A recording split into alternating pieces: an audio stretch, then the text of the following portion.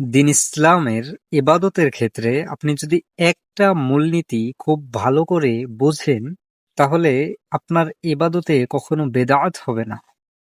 আপনি এই মূলনীতিটা দিয়েই বেদাত চিহ্নিত করতে পারবেন যে আমার ইবাদতটার মধ্যে কি বেদাতের কোনো সংমিশ্রণ আছে কিনা। কারণ বেদাতের ক্ষেত্রে প্রত্যেকটি মুমিনকে সবসময় সতর্ক থাকতে হয়। কারণ বেদাত এমন একটি গোনা যেটি আপনাকে আমাকে জাহান্নামে নিয়ে যাবে। কুল্লু বিদআতিন দলালা, প্রত্যেকটি বিদআত গুমরাহি, অকুল্লু দলালাতিন ফিন্নার, আর প্রত্যেকটা গুমরাহি জাহান্নামী।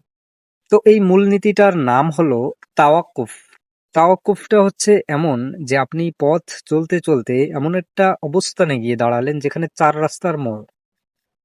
তো এখন আপনি যেদিকে যাবেন আপনি কিন্তু ইচ্ছা অনুযায়ী সেদিকে হুট করে যেতে পারবেন না। আপনাকে আগে রোড সিগন্যাল গুলো দেখতে হবে, ট্রাফিক সিগন্যাল গুলো দেখতে হবে। এই সংকেতগুলো বুঝে আপনাকে পথ চলতে হবে। ঠিক একটা ইবাদত করার আগে আগে দাঁড়াতে হবে আপনাকে, যে আমি যেই ইবাদতটা করতেছি এটার দলিল কোরআনে আছে কিনা, এটার দলিল সুন্নায় আছে কিনা। এই ইবাদতটা যেই পদ্ধতিতে করতেছি আমি, আল্লাহর রাসূল কি এই পদ্ধতিতে করেছেন কিনা। আমি কি ইবাদতটায় কিছু বাড়িয়ে ফেললাম না কমিয়ে ফেলেছি, এদিকেও খেয়াল রাখতে হবে। মানে মূল বিষয় হচ্ছে এবাদতটা দলিল থাকতে হবে, এবাদতটার পদ্ধতির দলিল থাকতে হবে, এবাদতটা কতটুকু করব পরিমাণ থাকতে হবে, কোন স্থানে কোন এবাদতটা করব এটা জানতে হবে। এই বিষয়গুলো জেনে তারপরে আপনি এবাদতটা করবেন।